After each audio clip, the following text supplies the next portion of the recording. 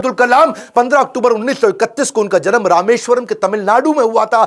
कमजोर आर्थिक स्थिति के एक मुसलमान परिवार में उनका जन्म हुआ। पेशे से उनके पिता नाविक थे और पिता क्योंकि ज्यादा पढ़े लिखे नहीं थे तो शुरू से उनको काफी तकलीफें आई। एक बार क्लास के अंदर उनका एक दोस्त हुआ करता था जो कि मुख्य पुरोहित को बेटा था, और मुख्य पुरोहित को बेटा जो रामदास शास्त्री अपने इसके साथ में पहली बेंच पे बैठे मास्टर जी नाराज हो गए। ए मुसलमान लड़का प्रमुख शास्त्री के बेटे के साथ पहली बेंच पे कैसे बैठा? उनको लगा के थप्पड़ पीछे बैठा दिया, भाग पीछे जाकर के बैठ। अब्दुल कलाम चुपचाप जाके पीछे बैठ गए और क्या सोचिए, इस घटना पे उन्होंने उस दिन संकल्प लिया पीछे बैठ के दुनिया बदलूंगा। और पीछे बैठना कोई मायने नहीं रखता, इसलिए वो कहा करते थे देश का सबसे अच्छा दिमाग क्लासरूम की आखिरी बेंच पे भी मिल सकता है। अच्छा, परिवार बहुत बड़ा था, 10 भाई बहन थे, पैसों की कमी तो होनी थी, तो अपने खर्चा निकालने के लिए अखबार बेचना शुरू किया। छोटी उम्र में अखबार क्यों बेचते थे? इनको पता था पैसा तो मिलेगा, लेकिन सारे रास्ते में बेचते वक्त पूरे अखबार को पढ़ जाऊंगा। चलते चलते सारे अखबार को पढ़ जाया करते थे। 8 साल की जब उम्र में थे ना, ये बहुत छोटे थे, इनके गांव से कई किलोमीटर दूर एक मास्टर जी बहुत बढ़िया गणित पढ़ाते थे और बोले सुबह 4 बजे 1 घंटे की क्लास फ्री है, उसी बच्चे को पढ़ाऊंगा सुबह 4 बजे जो नहा धो के आएगा। अब ये कई किलोमीटर दूर सुबह 3 बजे उठ के तैयार हो के नहा के ठंडे पानी से किसी भी मौसम में, सर्दी हो बारिश हो या तूफान हो, 4 बजे पहुंच जाया करते थे। कलाम जब रात को भी घर में पढ़ते थे तो उनके वहां पे लालटेन होती थी केरोसिन ऑयल से जलने वाली। 7 से 9 केवल 2 घंटे का तेल था इनके पास में, वो केरोसिन ऑयल, मिट्टी का तेल। लेकिन पिताजी माताजी इनकी जब देखा पढ़ने में इंटरेस्ट है तो उन्होंने अपने लिए अंधेरा रखा और इसके लिए 11 बजे तक किया। मेहनत से कभी डरे नहीं। 5वीं क्लास में थे, उनके टीचर सुब्रमण्यम अय्यर, श्री शिवा सुब्रमण्यम अय्यर, जो बच्चों को सिखा रहे थे चिड़िया कैसे उड़ती है, उसकी डिटेल की डिटेल, चिड़िया कैसे उड़ती है, चिड़िया कैसे उड़ती है, बच्चों को समझ ही ना आए तो ये उनको वहीं समुद्र के किनारे ले गए और वहां उड़ती हुई चिड़िया दिखाई। और वो लाइव एग्जाम्पल जब दिखाया चिड़िया उड़ती हुई, उसकी डिटेल की डिटेल पंखों की समझाई, तो उनके दिमाग में वहीं से इनका प्रोफेशन शेप हो गया। उनका घर समुद्र के करीब था और इच्छाएं आकाश से आगे थी, वहीं से एरोनॉटिक्स इनको समझ में आया। हाई स्कूल इन्होंने रामनाथपुरम के एक श्वार्ट्ज हायर सेकेंडरी स्कूल में किया और एक दिन एक बार अपने स्कूल में किसी गलत क्लास में पहुंच गए। और गलत क्लास में जब अंदर घुसे तो टीचर ने इनको चपत लगाई, जब तक तुम्हें यही नहीं समझ में आ रहा कि तुम्हारी क्लास कौन सी है, मैथमेटिक्स की क्लास में तुम गलत क्लास में पहुंच गए तो तुम क्या पढ़ोगे और क्या आगे बढ़ोगे। और वहीं इन्होंने इतनी पढ़ाई करी मैथमेटिक्स में कि 100 में 100 नंबर ले आए। टीचर भी हैरान हो गया, अगर तुम सूर्य की तरह चमकना चाहते हो तो पहले सूर्य की तरह जलना होगा। बचपन से ही आसमान में उड़ने की इच्छा थी, इसीलिए इन्होंने मद्रास के हाईएस्ट कॉलेज, देश का सबसे अच्छा कॉलेज था MIT, Madras institute of technology, वहां एरोनॉटिकल इंजीनियरिंग में दाखिला लिया। बहन ने काफी पैसा अपना सोना गहना गिरवी रख करके इनको 1000 रुपए दिया। कॉलेज में अब एरोनॉटिक्स था तो विमान के डिजाइन बनाने थे, प्रोजेक्ट मिला, अब विमान के डिजाइन बनाने में लग गए और डिजाइन जो बनाया और टीचर को दिखाया, टीचर को पसंद नहीं आया और टीचर ने कहा अगर तुम एक अच्छा डिजाइन नहीं बना सके ना अब्दुल कलाम तो तुम्हारी स्कॉलरशिप छिन जाएगी, स्कॉलरशिप छिन जाएगी, स्कॉलरशिप छिन जाएगी। इनका दिमाग चकरा गया। टीचर की ये बात सुन के पांव के नीचे जमीन खिसक गई। 1000 रुपए बहन ने गिरवी रखे, मुझे गहने अपने दिए थे और इन्होंने टीचर से कहा मुझको 1 महीना दे दो, बहुत बढ़िया डिजाइन दूंगा। टीचर ने कहा कोई 1 महीना नहीं, 3 दिन मिलेंगे, 3 दिन। इनका दिमाग हिल गया उस समय, ये घबरा गए थे स्कॉलरशिप ना छिन जाए। उसके बाद तो उन्होंने 3 दिन ना खाया ना सोए, 3 दिन ना खाया ना सोए, 72 घंटे लगातार उस पर काम किया, जी जान लगा दिया। और जब प्रोफेसर ने देखा डिजाइन, प्रोफेसर भी हैरान हो गए, उनकी आंख में आंसू आ गए, बोला बहुत बढ़िया डिजाइन बनाया। इनके पास 2 इंटरव्यू की ऑप्शन आई, एक मिनिस्ट्री ऑफ डिफेंस से और दूसरी एयरफोर्स से। इनको कहां जाना था आपको मालूम है? एयरफोर्स में। और जो डिफेंस का था वो दिल्ली में था और एयरफोर्स था देहरादून में। तो दिल्ली होते हुए देहरादून जा रहे थे और वापसी पे इनको दिल्ली आना था। अब जब ये देहरादून गए, वहां पे 25 लोग एग्जाम देने आए वहां इंटरव्यू के लिए, जिनको वहां पे एयरफोर्स में सिलेक्ट होना था। अब 25 में से सीटें थी खाली 8 और इनकी रैंक क्या आई? 9वीं। फेल हो गए, वहां पे 1 नंबर से पीछे रह गए। 8 लोग सिलेक्ट हो गए, ये वहां रह गए। देहरादून से जब उतरते हैं सबसे पहले आता है ऋषिकेश। ये ऋषिकेश गए, वहां इनको मिले स्वामी शिवानंद। स्वामी शिवानंद तो बहुत पॉपुलर है, आज भी ऋषिकेश में उनके कई मठ हैं। तो इन्होंने शिवानंद के जाकर के अपनी तकलीफ बताई। उन्होंने इनको गीता पढ़ने के लिए जब बताया और इनसे कहा कि अगर ख्वाहिश आपके दिलो जान से निकले, पवित्र हो और उसमें शिद्दत हो तो कमाल की एक अजीब सी ताकत होती है उसके अंदर। इसीलिए जो तुमने सोचा है वो होगा, तुम विश्वास से रखो। कलाम उसके बाद जब दिल्ली लौट के आया अपने गुरु से मिलने के बाद, तो वो मिनिस्ट्री ऑफ डिफेंस की नौकरी बची थी डीआरडीओ की। किसको पता था वही डीआरडीओ इनके देश को आगे बढ़ाने में सबसे कारगर होगा। ये वहां प्रमोट हुए और किनके साथ, डॉक्टर विक्रम साराभाई की टीम में आ गए। आप चाहते हैं डॉक्टर विक्रम साराभाई पे भी हम वीडियो बनाएं? ये पेट्रियोटिक थे, अपॉर्चुनिस्टिक नहीं थे। अब्दुल कलाम विशेष व्यक्ति थे। 1963 में विक्रम साराभाई की टीम से इनको सिलेक्ट किया गया कि इनको नासा भेजो भैया ट्रेनिंग के लिए। ये 6 महीने की ट्रेनिंग के लिए नासा गए। नासा समझो भैया, नासा अमेरिका सबसे बड़ी संस्था जिसमें ये आगे बढ़ना चाहते थे। नासा इनको देख के चौंक गया, बोला यार लड़का बहुत जबरदस्त है। और इनको क्या बोला, भाई तू बहुत चैंपियन है, मेरी बात सुन, तुझको दे रहे अमेरिकन सिटीजनशिप, यहीं रह जा, तनख्वाह देंगे इंडिया के 5 गुना ज्यादा, अमेरिकन सिटीजनशिप, यहीं किसी गोरी से शादी कर, ओए होए जिंदगी में आराम ही आराम। अपनी ऑटोबायोग्राफी आत्मकथा में इन्होंने बताया कि एक बार के लिए इनके मन में भी विचार आया कि क्या मैं यहां रुकूं या नहीं रुकूं। वो बहुत चुनाव करना कठिन था कि आदर्शों की ओर चला जाए या माला माल होने के अवसर को गले लगाया जाए, या पैसों और करियर के लिए इन्होंने सोचा विदेश नहीं जाएंगे, देश सेवा के इस अवसर को नहीं गवाएंगे। लौट के देश आ गए, साइंटिस्ट की इसरो में ज्वाइन करी। वो क्या कहते हैं, देखो लर्निंग समझना, इन्होंने हमेशा डिफरेंशिएट किया, रियल प्रॉब्लम अलग है, इनकन्वीनियंस अलग है। प्रॉब्लम और इनकन्वीनियंस अलग अलग चीजें होती हैं। अगर आपके घर में भैया आग लग जाए, घर में आग लग गई, धू धू के घर जल रहा है, और उसी वक्त आपकी गर्दन भी टूट जाए, हाथ भी टूट जाए, पांव भी टूट जाए, उसको बोलते हैं आप मुसीबत में हैं। बाकी सब कुछ केवल सामान्य असुविधाएं होती हैं। इनके जीवन में इन्होंने असुविधा पे ध्यान नहीं दिया, रियल प्रॉब्लम्स पे ध्यान दिया। असुविधा बहुत आई क्योंकि ये शुरुआती टीम में इसरो की ज्वाइन किए थे। उन्होंने ज्वाइन किया मैं शुरुआती दिनों में तो सेंट मेरीज चर्च था, कुछ नहीं दिया गया, कोई इन्वेस्टमेंट नहीं थी वहां पे। सेंट मेरीज चर्च को इन्होंने अपना ऑफिस बनाना पड़ा इनको। वहां सारे साइंटिस्ट इंजीनियर जो नासा से ट्रेन होकर आए थे वो चर्च में बैठ के ऑफिस में बैठे, और बीच पे उन्होंने समुद्र के किनारे अपना रॉकेट का लॉन्च पैड बनाया, और जो अस्तबल होता है या बल्कि कैटल शेड जो गौशाला होती है वहां की लेबोरेटरी बन गई। बिशप जो चर्च के फादर थे उनके घर को इन्होंने अपना वर्कशॉप बनाया। साइकिल पे और बुल्लक कार्ट पे, बुल्लक कार्ट समझते हैं बैलगाड़ी है जी, धीरे धीरे चक्का चलता या खुद ही साइकिल पे रॉकेट रख रख के ले जा रहे थे। रॉकेट के छोटे छोटे पार्ट और सैटेलाइट, आज भी फोटोग्राफ्स हैं। सारी डिफिकल्टीज के बीच में इन्होंने पहला साउंडिंग रॉकेट 1963 में लॉन्च किया था। ये इतना मशगूल हो गए भैया काम में, इतना मशगूल हो गए, इनकी सगाई फिक्स हो गई थी। उस समय ये 32 साल की उम्र थी, इनकी सगाई फिक्स हो गई, ये काम में लगे रहे, भैया रॉकेट जाएगा, रॉकेट जाएगा, देश का पहला रॉकेट जाएगा। ये सगाई पे जाना भूल गए लोग बेचारे, वहां मंडप पे इंतजार करते रहे। मंडप तो नहीं, रिंग सेरेमनी थी, वहां इंतजार ही करते रह गए। अरे अब्दुल कलाम आएगा, अब्दुल कलाम रॉकेट बनाने में लगे थे देश के लिए। उन्होंने गीता हाथ में पकड़ ली थी, उनको उनके गुरु ने दिया था, और गीता में क्या बताया, आगाम पाइनो, कठिनाइयां आएंगी और चली जाएंगी। 1969 में इसरो के डायरेक्टर की जब इनको कमान दी गई तो उन्होंने सोचा कि क्यों नहीं SLV-3। SLV-3 क्या होता है, ये एक होता है सैटेलाइट लॉन्च व्हीकल, यानी कि कभी सैटेलाइट को भेजते हैं तो उसका एक लॉन्च व्हीकल चाहिए होता है।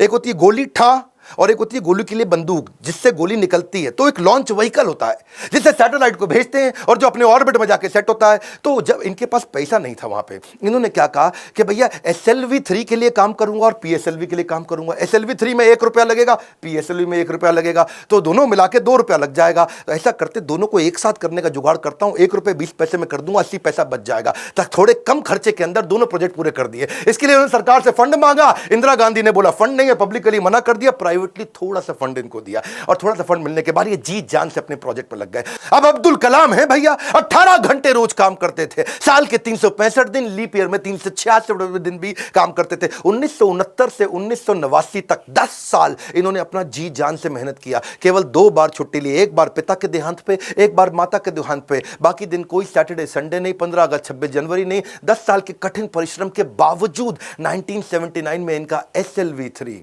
सैटेलाइट लॉन्च व्हीकल फेल हो गया। और जब फेल हुआ तो ये बहुत घबरा गए, क्योंकि उस समय ये इसके ऊपर पूरा देश देख रहा था इनको, पूरी दुनिया की मीडिया देख रही थी इनको, हताश हो चुके थे। और उस परिस्थिति में इनके जो प्रोफेसर सतीश धवन जो चेयरमैन थे उस समय, उन्होंने इनको बुलाया कि आओ अब्दुल कलाम, चलो मीडिया इंतजार कर रही है, वहां जाके बात करना होगा। कलाम घबराए हुए थे, अब सब कुछ मेरे ऊपर आ जाएगा, क्योंकि ये मिशन डायरेक्टर, प्रोजेक्ट डायरेक्टर थे। As a mission director, project director, इनके फेलियर पे पूरी दुनिया देख रही थी। और जब सतीश धवन ने इनको बुलाया तो ये और घबरा गए, अब मीडिया को क्या जवाब दूंगा। मीडिया ने कहा करोड़ों रुपया तुमने देश का लगा के बर्बाद कर दिया, तुम्हारे को क्या अधिकार था। और वहीं प्रोफेसर सतीश धवन ने माइक ले लिया और माइक लेकर के क्या बोला, ये टीम बहुत जबरदस्त है, पहली बार किया है, फेल हुए हैं। 1 साल के अंदर यही टीम दोबारा ICSLV-3 को लॉन्च करेगी और दुगनी ऊर्जा भर दी टीम के अंदर। सारे फेलियर को, अब्दुल कलाम के फेलियर को उन्होंने अपने ऊपर ले लिया। ये देख करके अब्दुल कलाम हैरान हो गए।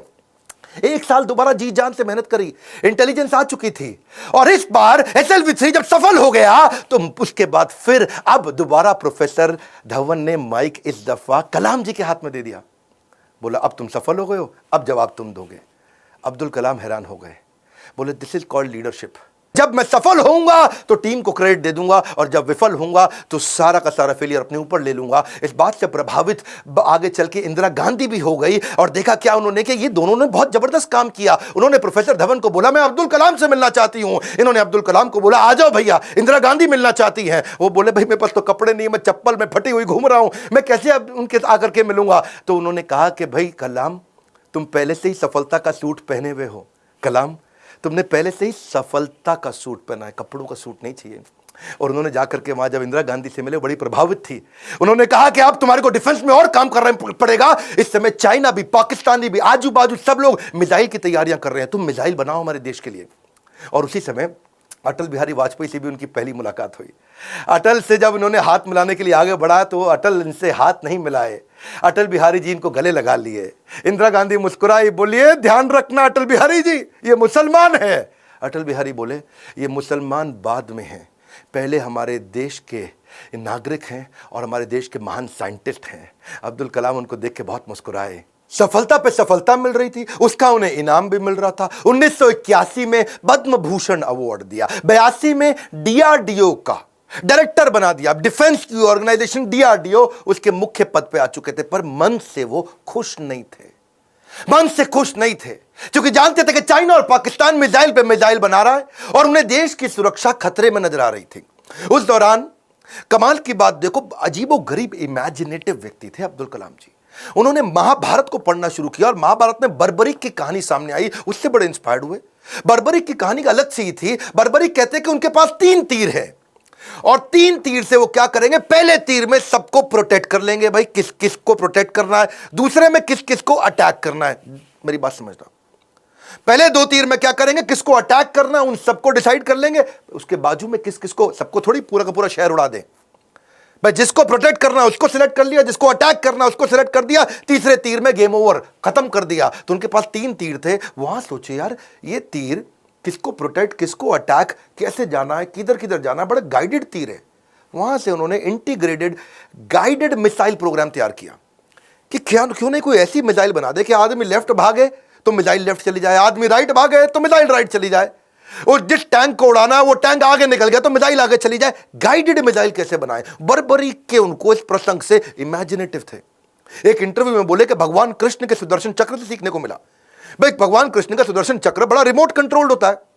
भाई कृष्ण ने चक्र छोड़ा और सामने वाले के पास जाके पहले चक्कर रोक दिया, जितनी देर पहले बातचीत करनी है बातचीत कर लिया, चक्कर घूमे जा रहा है, और जब बोलते खत्म करो अटैक करो तो चक्कर मारा उसको और वापस आ गया। तो बोले यार ये बड़ा सिस्टम है, बड़ी एडवांस टेक्नोलॉजी थी।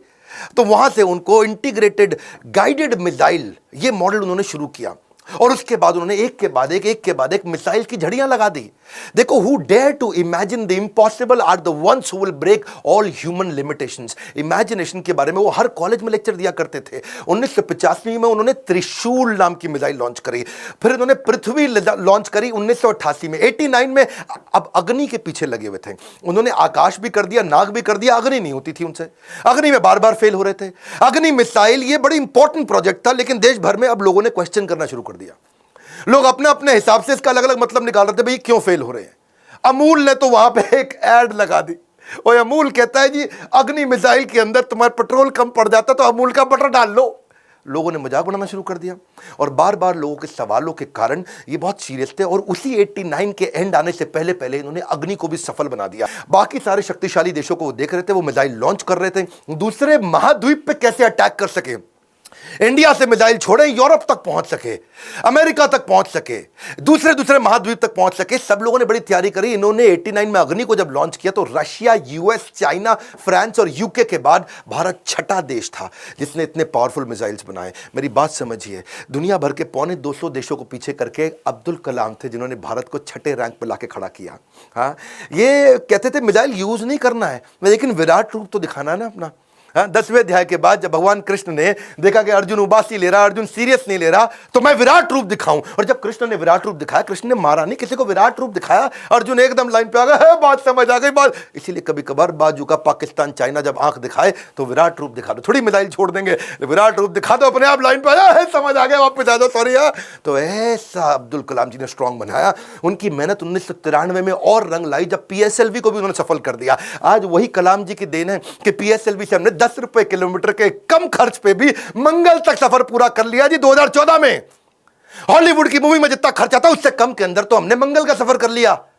2017 में ये अब्दुल कलाम जी थे जिनके चलते 104 सैटेलाइट एक रॉकेट से लॉन्च किए। दुनिया में सबसे सस्ता अफोर्डेबल प्रोग्राम ये अब्दुल कलाम जी की देन थी। 1979 में वही कलाम थे, वही भारत था, कोई देश मदद नहीं कर रहा था। ये 1979 था और आज 2017 में ये कलाम जी की देन है जब दुनिया भर के देश इंडिया के पास आए, भाई हमारा भेज दो यार, अपने रॉकेट में हमारा भी भेज दो। हमने यूएस की मदद करी, नीदरलैंड की करी, स्विट्जरलैंड की करी, इजराइल की करी, कजाकिस्तान की करी, यूएई की करी और हमारे 100 मिलाकर के 104 सैटेलाइट एक साथ भेजे थे। ये अब्दुल कलाम जी की देन है। भी अपने साइंटिस्ट है, उनको आर्मी की वर्दी में डाल दो, सैटेलाइट को समझ ही ना है कि भैया तो नॉर्मल आर्मी घूम रही है, ये कोई साइंटिस्ट थोड़ी है, ये तो नॉर्मल आर्मी है। पहला।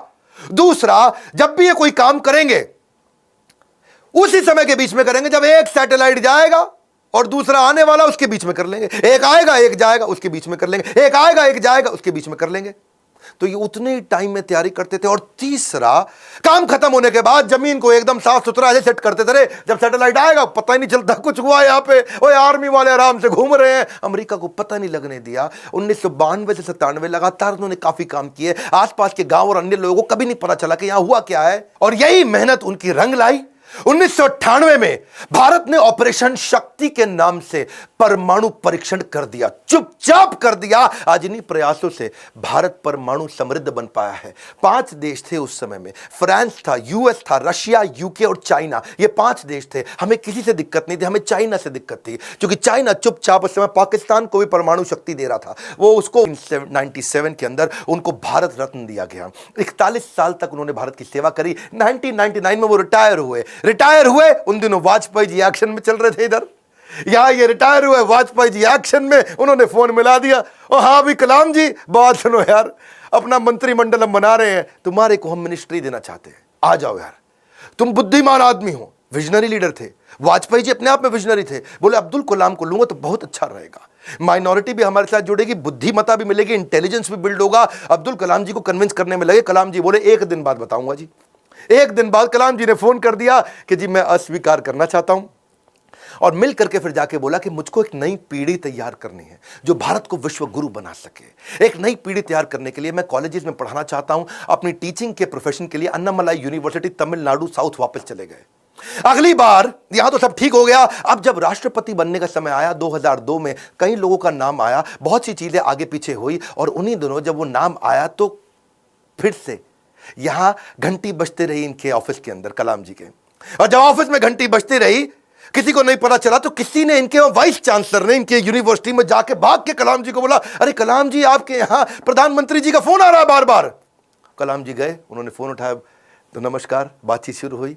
तो वाजपेयी जी ने कहा, देखिए एक रिक्वेस्ट करूंगा, अब मना नहीं करना, पिछली बार आपने मना किया था, अब नहीं करना। तो कलाम जी ने पूछा, कहिए क्या रिक्वेस्ट है। वाजपेयी जी बोले, हम आपका नाम देश का राष्ट्रपति बनाने के लिए रिकमेंडेशन देना चाहते हैं, आप हाँ कर दीजिए। अब्दुल कलाम जी मुस्कुराए और बोले 1 घंटे का समय दीजिए। 1 घंटे के बाद वो वापस गए, उन्होंने फिर फोन किया और स्वीकार कर लिया। बोला ठीक है, मैं इसके लिए तैयार हूं। अब कलाम जी का राज्य अभिषेक होना था, जैसे भगवान राम का राज्य अभिषेक हुआ 14 साल के वनवास के बाद में। और भगवान राम जब वापस आए और उनका अभिषेक, तो अभिषेक के समय पर उनके भाई ने उनसे पूछा कि आप किस किस को राज्याभिषेक में बुलाना चाहते हैं। तो भगवान ने बोला 14 साल में था नहीं, मेरे यहाँ कोई दोस्त है नहीं, और जो हमारे दोस्त थे उन सबको आप जानते ही हैं, आपने सबको इन्वाइट कर ही लिया होगा। और इतने में भगवान राम ने कहा, हाँ पर इस वनवास के दौरान मेरा एक दोस्त बना था, वही शुरुआत के जो साल थे, उन दिनों एक नाविक हमें नदी पार कराया करता था, केवट। वो केवट ने हमारी बहुत मदद करी है, वो हमारा मित्र है। उस केवट को बुला के लाओ राज्याभिषेक में, और केवट को लाके सबसे आगे भगवान राम के उस राज्याभिषेक में बुलाया गया था। ठीक उसी प्रकार जब अब्दुल कलाम जी से पूछा गया कि अब आपका भी राज्याभिषेक हो रहा है, you're going to become president of India, और कलाम जी ने कहा आपने जिस जिसको बुलाना था सबको बुला लिया है, मेरे दो ही मित्र हैं। जब मैं साउथ में रहा करता था तो उस समय एक मोची जो मेरे जूते बांधने में फटे जूते होते थे, उसने मेरी बहुत मदद करी, वो मेरा मित्र है, उसको बुला लीजिए। और एक ढाबे वाला जिसने उनको खाना खिलाया और कभी कभी 2 रोटी एक्स्ट्रा भी खिलाई, बोला उनको दोनों को जरूर बुला लीजिए। विनम्रता के उदाहरण खत्म थोड़ी होंगे। आमतौर पर जब व्यक्ति बड़ा होता है या राष्ट्रपति बन जाता है तो कहीं कहीं ट्रक लेकर के राष्ट्रपति भवन जाता है और कहीं मल्टीप्लाइड एक्स्ट्रा ट्रक लेकर के बाहर निकलता है। पर अब्दुल कलाम जी केवल एक मात्र ऐसे राष्ट्रपति थे जो 2 सूटकेस से भवन में गए थे और निकलते वक्त 2 ही सूटकेस लेकर के भवन से वापस आए थे। उनकी कुल संपत्ति में क्या था? कुछ नहीं था। एक रामेश्वरम में उनका पैतृक घर जो उनके पिता ने बनाया था, 2500 उनकी किताबें, एक वीणा जिसको बजाने में उनको बड़ा आनंद आया करता था, वीणा बहुत बजाते थे, एक उनकी कलाई की घड़ी, एक सीडी प्लेयर जिसमें वो भजन सुना करते थे, एक लैपटॉप था, 6 कमीजें जिनमें 3 तो डीआरडीओ की दी थी, 3 उनकी खुद की थी, 4 पेंट थी टोटल जो 2 डीआरडीओ की दी थी, 2 उनकी खुद की थी, 3 सूट थे और 1 जोड़ी जूता। हाँ, लेकिन उनके पास खास बात क्या थी? 40 डॉक्टरेट थी। खुद पीएचडी की पढ़ाई कभी नहीं करी, कोई मेडिकल पीएचडी की पढ़ाई नहीं करी, पर जिस यूनिवर्सिटी जाते थे लोग उन्हें डॉक्टरेट देते थे। लॉ, इंजीनियरिंग, साइंस, कितनी तरह की doctorate, Padma Bhushan, Padma Vibhushan, Bharat Ratna, Veer Savarkar award, Ramanujan award, कई प्रकार के इनको अवार्ड मिले। एनिमल्स आर एंजल्स विद फर। पक्षी जगत पर्यावरण का सूचक होता है। कलाम जी क्या कहते थे? वो पर्यावरण का सूचक है, और अगर वो मुसीबत में है तो समझ लेना कि अब हमारे भी बुरे दिन दूर नहीं है। एक बार उनको जो डीआरडीओ की उनकी दीवार हुआ करती थी ना बाउंड्री की, तो उनको बोला गया सिक्योरिटी के लिए कांच वांच लगा दो, बोला बिल्कुल नहीं, ये बर्ड्स के लिए बड़ा हार्मफुल हो सकता है। उन्होंने मना कर दिया। और जिस समय वो प्रेसिडेंट बने थे, बाद में जब वो राष्ट्रपति भवन के अंदर मुगल गार्डन में जब वॉक किया करते थे ना, तो वो एक मोर को देखा जो ना मुंह खोल पा रहा ना बंद कर पा रहा है। स्पेशली उन्होंने वेटनरी डॉक्टर को बुला के देखा तो देखा मोर के गले में ट्यूमर है, ना मुंह खोल पा रहा है ना मोर मुंह बंद कर पा रहा है। उन्होंने इसका इलाज कराया। एक लीडर की महानता का इसी बात से पता चलता है कि वो किन लोगों की मदद कर रहा है जो बदले में उन्हें कुछ नहीं दे सकते। जब कोई लीडर ऐसे लोगों की मदद करता है जो बदले में कुछ नहीं दे सकता, वही एक महान लीडर की निशानी है।